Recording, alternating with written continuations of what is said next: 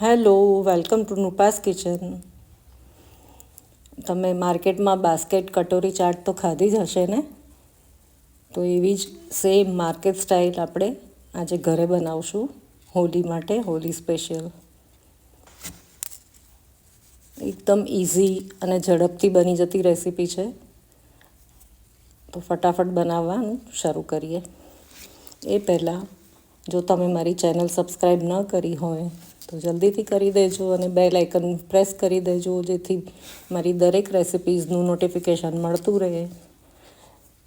તો ચાલો પહેલાં બાસ્કેટ ચાટ માટેનું સ્ટફિંગ તૈયાર કરી લઈએ. તો એક બાઉલમાં મેં બાફેલા ઝીણા સમારેલા બટાકા લીધા છે, બાફેલા ચણા લીધા છે, એમાં સાથે બાફેલા મગ પણ ઉમેર્યા છે, સાથે ઝીણા સમારેલા કાંદા, ટામેટાં, લીલા મરચાં. જો નાના બાળકો ન ખાતા હોય તો સ્કીપ કરી દેજો મરચાંને.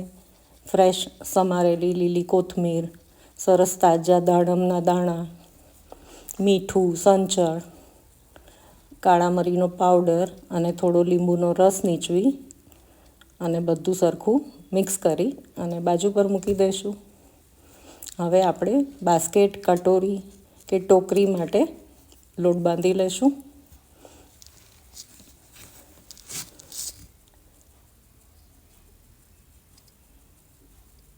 તો તેને માટે લોટ બાંધવા માટે 2 કપ મેંદો લીધો છે. તમે ઈચ્છો તો અડધો ઘઉંનો ને મેંદાનો લોટ પણ લઈ શકો છો, પણ આ એકલો મેંદો વાપરશો ને તો એકદમ ફરસી અને ક્રિસ્પ થશે ટોકરી. તેમાં સ્વાદ મુજબ મીઠું ઉમેર્યું છે અને 1 ટીસ્પૂન અજમો ઉમેર્યો છે. હવે તેમાં મોણ માટે 2 ટેબલ સ્પૂન મેં તેલ ગરમ કરીને લીધું છે.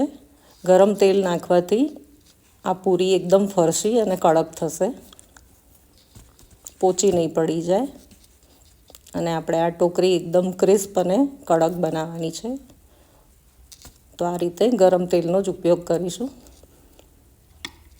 હવે તેલ ગરમ છે તો લોટને આપણે ચમચીથી મિક્સ કરી લઈશું પહેલાં, અને પછી પાણી વડે તેનો સરખો મધ્યમ કન્સિસ્ટન્સીનો પૂરી જેવો કઠણ લોટ આપણે બાંધી લઈશું.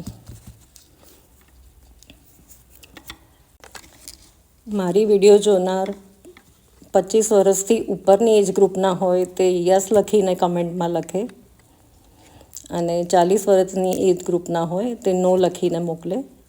કમેન્ટમાં જરૂરથી લખજો, જેથી મને પણ ખબર પડે તમે કઈ એજ ગ્રુપના મારી વિડીયોઝ જોઈ રહ્યા છો. તો એ પ્રમાણે હું મારી વિડીયોઝમાં ફેરફાર કરું, તમને ગમતી જ વિડીયો હું બનાવું. અને તમે ગુજરાતથી જોઈ રહ્યા હોય તો યસ લખીને મોકલો. જો આ રીતે આપણે સરસ મુઠ્ઠી પડતું મોણ થઈ ગયું છે. હવે પાણીથી એને સરસ લોટ બાંધી લઈશું. પૂરી જેવો મધ્યમ કઠણ લોટ બાંધી અને તેને ઢાંકી અને રેસ્ટ માટે મૂકી દઈશું થોડી વાર માટે. તમે હોળી માટે શું બનાવો છો તે મને કમેન્ટમાં જરૂરથી લખીને મોકલો. દરેકની ટ્રેડિશનલ રેસિપી હોય છે ને હોલીની. મારા ઘરે શ્રીખંડ પૂરી અને બટાકાનું શાક અને કાચી કેરીનું અમોરિયું બને છે, અથાણું બને છે અને દાળ ભાત. તમારે ત્યાં શું બને છે? ટ્રેડિશનલી દરેકને ત્યાં બનતું હોય તો મને લખીને જણાવજો. હવે લોટમાંથી મોટો ગુલ્લો લઈ અને એક મોટો રોટલો આપણે વણી લઈશું. પ્રમાણમાં પતલો રોટલો વણી લઈશું. આ રીતે રોટલો વણી ગયા પછી તેમાં કાંટાથી આ રીતે કાણા પાડી લઈશું. અને શાર્પ ઢાંકણી, વાડકી કે આવી રીતે કટર હોય તેનાથી આપણે આવી રીતે પૂરીઓ કાપી લઈશું. અને તમારી પાસે જો મોલ્ડ હોય કે ઘરમાં કોઈ બી આવી નાની વાડકી હોય તેનો જ ઉપયોગ કરીને આ રીતે આપણે જો પૂરીને વાડકીના પાછળના ભાગ પર આવી રીતે સેટ કરી દઈશું.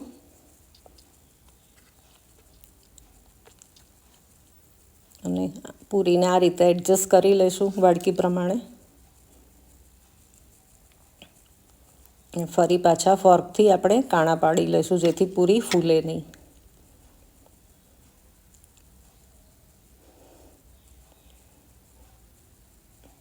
આ જ રીતે આપણે મોલ્ડ તમારી પાસે હોય તો મોલ્ડનો ઉપયોગ કરી લેજો, એનાથી બી સરસ બનશે. પણ મને તો આ વાડકીનું મોલ્ડ વધારે ગમ્યો અને આ વાડકીવાળી કટોરી વધારે સરસ બની છે.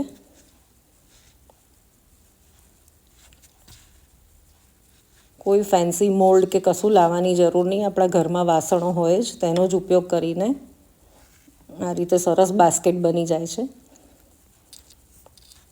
અને લોટ એટલો સરસ બંધાઈ ગયો છે તો ફાઇન કટોરી તૈયાર થઈ ગઈ છે બધી આપણી.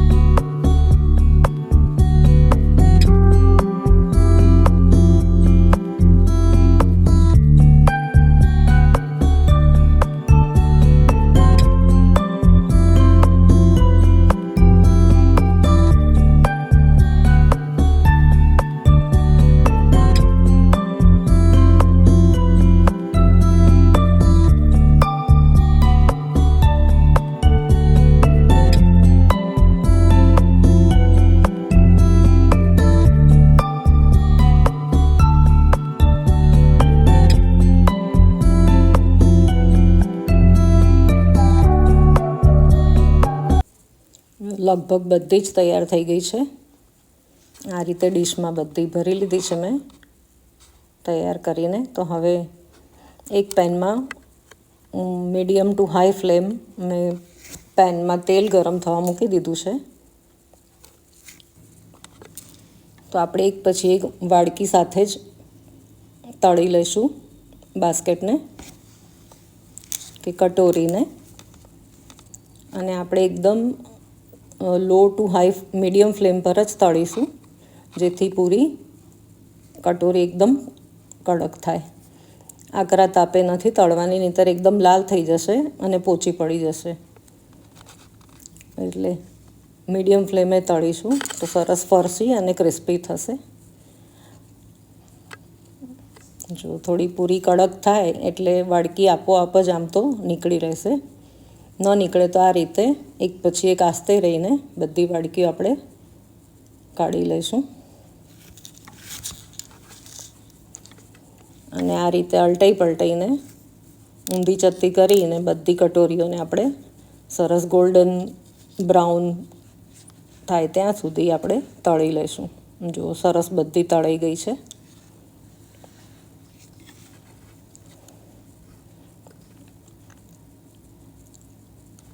અને શેપ પણ સરસ મેન્ટેન રહ્યો છે, સરસ વાડકી જેવી જ, કટોરી જેવી જ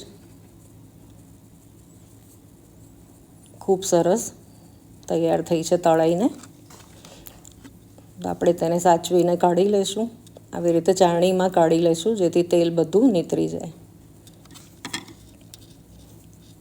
જો બધી કટોરી આપણી એકદમ પરફેક્ટ તૈયાર થઈ છે.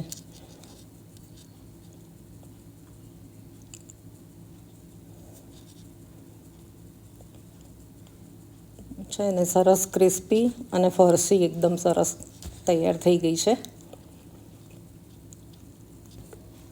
તો આ જરૂરથી બનાવજો. આ બાસ્કેટ ચાટ સાથે ફેમિલી અને ફ્રેન્ડ સાથે એન્જોય કરો અને હોલી સેલિબ્રેટ કરો. જો એક પૂરી હું તોડીને બતાવું કટોરીને, એકદમ પરફેક્ટ ક્રિસ્પી થઈ છે.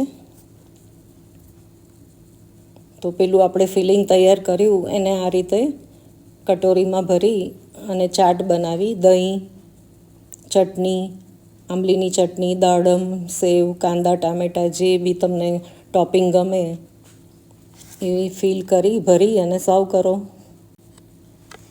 ચાલો ફરી મળીશું નવી રેસિપીસ સાથે. ત્યાં સુધી હેપી હોલી. આવજો.